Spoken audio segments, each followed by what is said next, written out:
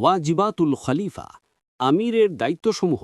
হিফজুদ্দিনে আলা আসলিহিল মুস্তাকিরি, ইসলামের মৌলিক বিষয়গুলো সংরক্ষণ করা। তানফিদুল আহকামিন আইনাল মুতাখাসিমিন, বাদী বিবাদের মাঝে হুকুম বাস্তবায়ন করা। হিমায়াতুল বাইদতি ওয়াজ্জাব্বি আনিল হারিম, মুসলিমদের সাহায্য এবং মুসলিম বসতি রক্ষা করা। ইকামাতুল হুদুদ, শরঈ বিধান বাস্তবায়ন করা। তাহসিনুস সগূর, শত্রুদের অতর্কিত হামলা থেকে মুসলিমদের সুরক্ষা দেওয়া।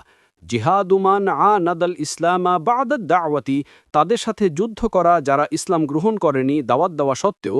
জিবায়াতুল ফাইই ওয়াস সাদাকাতি, ফাই এবং জাকাত সংগ্রহ করা। তাকদিরুল আতায়া ওয়ামা ইয়াস্তাহিকু ফি বাইতিল মালি, জাকাত বিতরণ এবং বাইতুল মালের অংশ নির্ধারণ।